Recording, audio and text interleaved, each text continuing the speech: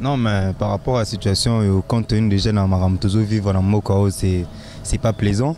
Tout le monde transport autoroute na 1000 francs à biso bato peine, tout le monde 1200 francs. Tu habites sur Rito Sukawapi, toujours Kendewapi. S'il est possible, le gouvernement provincial, pas la makamo pour une augmentation de transport. Transobé le transport. Il n'y a pas côté à 500 francs. Parce que pour moi, le 700 francs. Parce que 700 francs, les gens ont raisonné à 1000 francs. Aller-retour. Atika bieza kumata makasi. Karabia karatono somo na 14 500. Mais le lot 10 litres comme le presque 20 000, 18 900, 18 800. Tous ont gagné le monté. Congo France. Nous sommes là-bas. Nous sommes là-bas. Caramoulaï. France.com. Site ya Kolo Masola danger. Masola Bitoko. Bonjour très chers fidèles internautes, bonjour très chers fidèles, il y a Congo France. C'est bel et bien votre humble serviteur Moïse Katomba.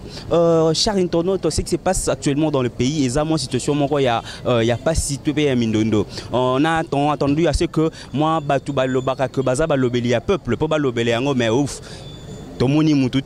Même du côté de l'opposition ou du côté de la majorité présidentielle, il n'y a personne qui parle de cette situation. L'élo transport est mati, officiellement. Parce que la semaine passée, c'était encore officieusement. Et combien est-ce qu'il faut payer pour aller, combien est-ce qu'il faut payer pour Narokene ici, comme d'habitude. Déjà, nous sommes ici dans le parking Yamola, où le transport pour aller à Le Pen était 700 francs, comme a dit les autres. Mais l'élo est commis à 1200. Mais augmenter les transports par rapport, il y a carburant, oui, on n'en disconvient pas. Sauf que le carburant est mati. Mais ce n'est pas la raison. Carburant et Mata, il y a longtemps. Carburant et Mata, il y a pratiquement déjà 3 semaines. Pourquoi? C'est que augmentation encore brusque dans les dernières semaines et ça lit moins agitation dans la population. Nous, en tant que journalistes d'investigation, nous, en tant que communicateurs, nous avons fait un effort de descendre sur le terrain. On a entendu.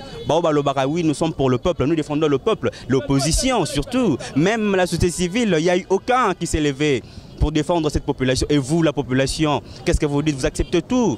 Waouh, c'est ça un Congolais. Le Congolais accepte tout ce qui arrive. Mais sinon, on va essayer un peu. Il y a moi, vie, il y a Congolais. Moi, vie, il y a Congolais et puis Kinois particulièrement pour savoir qu'est-ce que le Kinois pense par rapport à Yalikam Oyo. Déjà, on peut dire qu'ils sont déjà d'accord et surtout que il y a épreuve, il y a hors session, il y a Exeta et tout. Donc on va essayer un peu de parler parce que vie est à moi pas si. Être neutre dans les médias, la neutralité dans les médias ne veut pas dire que Kokangami soit si comme un baiser au salama. Ceux qui m'ont il faut dire que ma bezali. Ceux qui m'ont il faut dire que ma tambola. Oui, on va continuer notre interview. Quelques Congolais pour bapper ça moi bavina bango suivez. Ton citoyen congolais to coutu na kati ya parking awa tozo betement li solo ya augmentation ya prix ya transport. Yo congolais oui bini makambo ke na mboka nini ko koloba par rapport ya situation oyo. Non, mais par rapport à la situation, compte tenu des jeunes à toujours vivre dans le Mokao, c'est pas plaisant. Tout le monde transport autoroute na 1000 francs à biso bato peine, tout le monde 1200 francs. Tu habites sur Rito Sukawapi, toujours Kendewapi. S'il est possible, le gouvernement provincial, pas la makamo pour une augmentation de transport. Mais il paraît que par rapport à l'augmentation, il y a prix à carburant, on est posé le Kouana. Donc on voit déjà que vous êtes étudiant, si vous pouvez proposer quelque chose à notre gouvernement. Non, mais par rapport à Mamba Carburant, on réalise que là maintenant c'est question de gouvernement, parce que le gouvernement doit maintenant faire quelque chose pour savoir qu'est-ce qui a causé cette augmentation et à partir de là ils pourront trouver des solutions et autres. Merci beaucoup monsieur. Merci. Bonjour papa. Bonjour. Papa, en tant que Kinois, tu as arrêt aux autres la transport. Tu as bêtement les solos, il y a augmentation, il y a prix, il y a transport. Yo en tant que Congolais, au Monyango Boni. Pour que ça transport, il y a un problème. Parce que tout le monde est en stabilité. Pour que ça transport, il y a un bête. Mais pour que transport, pourquoi? Parce que le transport, il est à 500 francs. Le transport, 80%. Le transport, 80%. Le transport, 500 francs. Sur le 55. 650 ou bien à 600 francs. Au match, le transport a 200 francs. Salaire à matité, le comme salamité. Donc, on dit qu'il y a des difficultés. Il y a des avantages pour le peuple. Il y a des avantages pour le peuple. Il y a ma casse. Parce que nous sommes chauffeurs. mais sikoyo donc basusu tomona basona na kati ya taxi bis basusu basona na kati ya taxi hein po donc basala eloko moko po peuple pe atala à l'aise tango au matis transport salaire la mutu siko salari nini bo siko mutu mususu awutaka kinkole aga osala na ville mutu na sikoyo azokoma ndenge nini na musala alisa bana na ye atangisa bana na ye afuta ndako. C'est impossible pour nous. Papa, yo ko proposer na gouvernement provincial to gouvernement nini? Le gouvernement provincial ça matière de transport na yebo atela pe salaire abatu. Atela salaire abatu parce que ngasko ni na ke mayemo na ndiko na mayemo mais lelo oyo a du traitement te pona nini ba futi caution te donc on se ko na uti ndako pona ko luka mbongo pona ba futa caution hein. Donc nous on a ce qu'on a ultima mayemo la zone ndako nous ko bambongo ne sona eza passé quand on soigne monter l'hôpital les ali passé le docteur bazana basa grève mikolo yo hein pour la nini to ya dollar na cité eza na $1 eza na 1630 francs ba docteur va fouta bango na 92 francs hein donc na 920 francs donc au moins ce que gouvernement a zo ba peuple donc eza mala monter. Merci beaucoup papa. Mbote. Mbote. Tu as na parking na bayaka. Tu as moi lisolo ya oswana ya prix ya transport. Yo en tant que Congolais chargeur et tout moto moko ya parking au monyango boni. Bon, on appelle na CP na hotel di Kambo yo. Tu zo so batunu so rata monte. Maintenant moi client eza biso ba charger transobe la transport. Client pas kota azoba à 500 francs. Parce que pour moi le 700 francs. Parce que 700 francs client doit raisonner à 1000 francs. Aller retour na 1000 francs. Parce que après ça 500 francs ou après ça 700 francs bon retourner en ndengeni. Ni Kambo to zo ministre. Est ce pas ministre? Ndenge bazawana bako tela biso di Kambo te. Batela biso di Kambo. Tous les soucis bandinga na biso siko. Tela biso ne to zo bomba camion. Hein? Biso ba charger to zo bomba. Ni bino peuple pe bo manifester te moi kanda. Ah, tout le monde faisait des biso comment so o mengika ka boye. Yo mo bika leta ko ndeka komba. Ah, mobeko bakangi yo. Siko okene kasho likolo ya parking. Non c'est pas nango te. Vom kana o mukila zuya ngopene. Funa big ça fait famille. Hein? Et l'autre c'est na ministre pe. Et l'autre c'est na ministre en tout cas bafana na ba zona ko skitsana mo kabira mo muke po ba pesa pe mo souffre pas la population. Pour population ils okemba tena ministre population ils okemba mambolia ba doté ba okemba ba osa ba greffe pas pamba. Pourquoi pas pe na mamu tu ko pe to sa greffe. Tu ko sa pe greffe pour na mambo ça c'est hôtel la population. O ba kina musala surtout bi to kata bango ndengwana et c'est ba ko sepela. En tout cas pena no sera ba konza ya mboko yo ba se ranger na ndenga bien. Battre le peuple congolais à vivre dans un posé. Merci beaucoup Ndeko. Ndeko. Ouais, Mbote. Ndeko kombo nani? Kombo nangai Ndeko Prince. Ndeko Prince, yo kinois en tant que Congolais, tozobeta lisolo ya oswana ya prix ya transport et matière comme le 700 1200. Moi pas si wana ba Congolais yo moni boni. Ouais, nga en tant que Congolais, comme na maramba boye yo salanga passe. Les autres ça pena passe.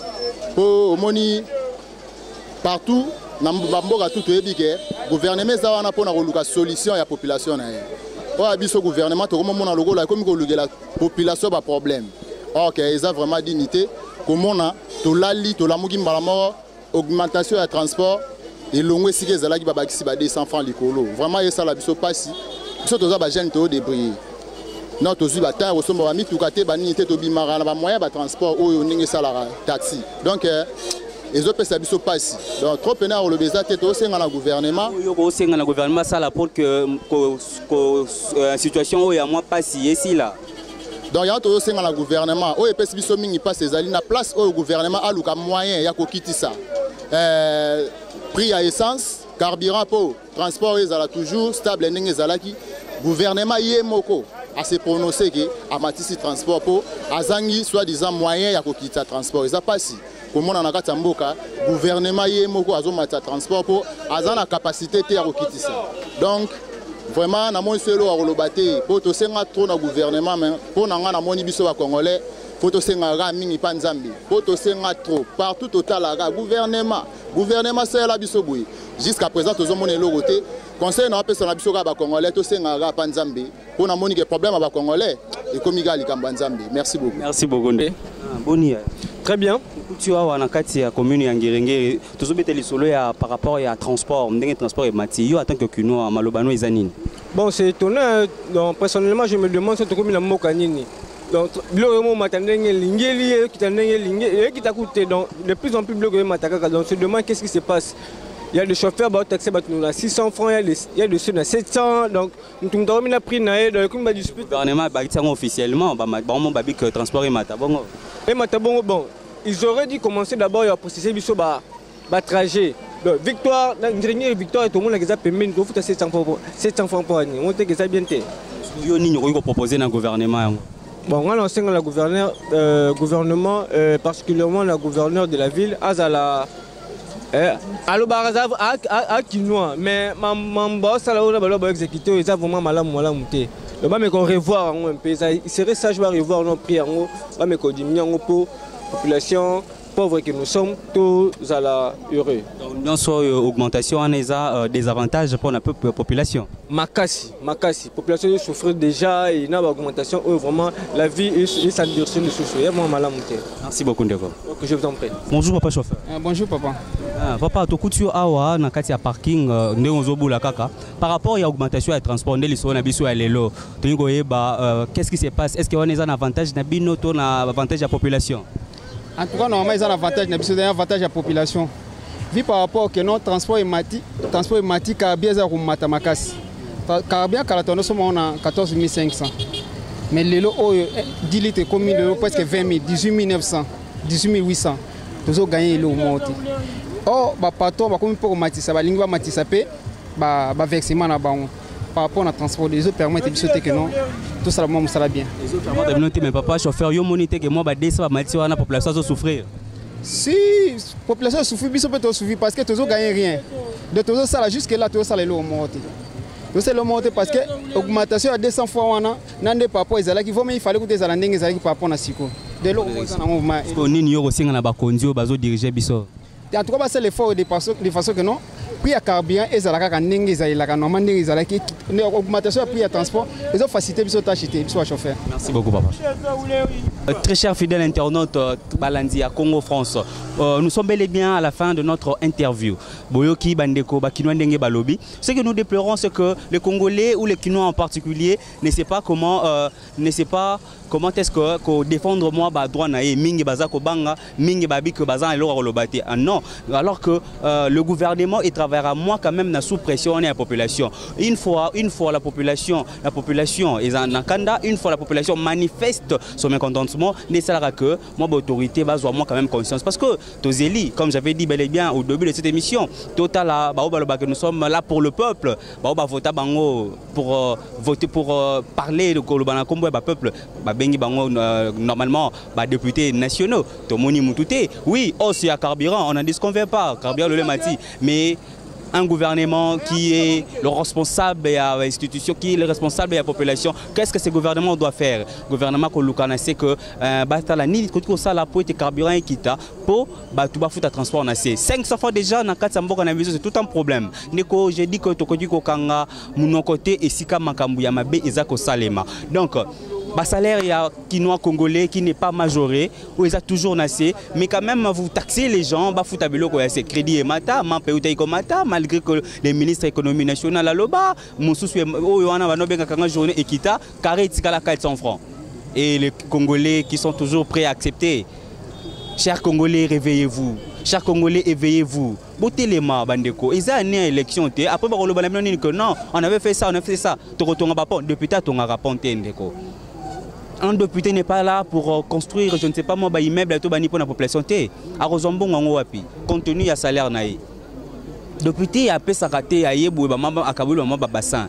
Non, faut que voter Moutou par rapport il y a Oyazan en Katia Moutou par rapport il y a projet naïe. Alors n'a pas projet un gros bandeko Touro Yobako Sabisoté. Touro Yobako Samoutouté. Cher Congolais, conscience et ça là. Conscience et ça. Bablo Kwaboye.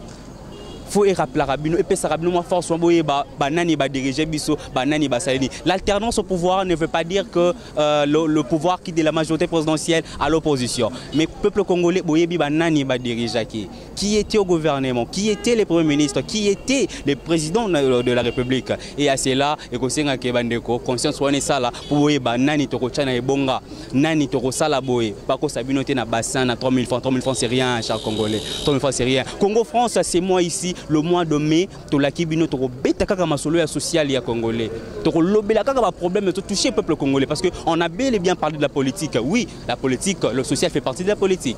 Ezé loko bomoko ezelo ko bomoko poto moni mwa makanisi mingi kia machine à voter ona nini ezoye bana sosote congolais azawapi congolais azolia nini nyonso ya komata. Mais soldat futamaka le soldat le policier ba futaka peut-être 80 000 francs. Salaire je ne sais pas moi ça même banaté. Et qu'est-ce qu'il faut faire? Il faut congolais ôter les mains. Ôter les mains aux oies ba responsabilité na yo. Oui bah qu'est-ce qu'il faut faire? Comment défendre ce droit? La liberté s'arrache. La liberté s'arrache. Totinzi mututea ke negosa la trouble non ba manifestera na trouble kakate. Na ba acte kaka na moi kolobake non moi to sali moi grève moi nini ndeko sala moi bien bande ko bola mukaba ko sabino te député mon côté ko sabino alobake ya kotonga pont na commune X là où nous sommes à kotonga pont na commune Y les députés batonga ka ba ponté botala banani ba dirigeaki botala banani ba dirigeaki banani faut bocha en place. La RDC a besoin de gens au mutuo sala. La RDC a besoin de gens, des autorités, des dirigeants au basant la volonté politique. Pour être mboka oye tombwama, pour être mboka oye kendeli boso. Avec cette allure, les amours pas si mboka e bonga. Ça sera toujours le même, ça sera toujours le même problème. Oh boy, barozora ba raison. Qu'est-ce qu'il faut faire? Guerre ya est wana bandeko très cher internaute ya Congo France toko beta mingi kaka masolo ya social. En tout cas, restez branchés dans la chaîne Nabino Congo France. Borolande lango le boko na moi oyo bien sûr. Boyeba, qu'est-ce qui se passe na kati ya RDC? Et ça image ma bête to côté ka mboka non. J'ai bel et bien dit au début de cette émission, si les choses vont bien, les choses vont bien, oui, bravo. Tomoni aérogare qui sera bel et bien bientôt construit dans un aéroport international d'Angeli. C'est quelque chose à féliciter. Quand bien même on a fait un mandat, mais on dit félicitations au gouvernement. Les approches moi malamu. Mais escapé les boulots et salami, tout là qui s'était papa. Escapé nzele baby courant et baby, tout là qui s'était papa. Pour ani so balaki skanayo siliki. Hein, sur l'Alexis Aérogare, vous êtes content quand on va l'Alexis comme Sobosiliki non. Église des Amabété chers Congolais. Mais mani okoya sous les routes à l'école quoi na c'était la mani ne tombera plus jamais du ciel. Éveillez-vous. Merci beaucoup, c'est bel et bien votre humble serviteur Moïse Katomba Yingila. Je suis là pour vous servir. Congo France est là pour vous servir. J'ai dit merci beaucoup à mon boss Didi Pumba parce que il est le patron de la chaîne, oui, mais c'est grâce à lui que Tozoa il se passe où il y a Kobetali solo, il y a Mboka, il y a Kobetali solo, il y a Capital, il y a Tozali précisément. Restez branchés, abonnez-vous massivement à la chaîne Nabino Congo France. Vous ne serez jamais dessus. Aux impôts, ce qui se passe normalement, à temps réel, dans la RDC, suivez Congo France. Merci. Congo France.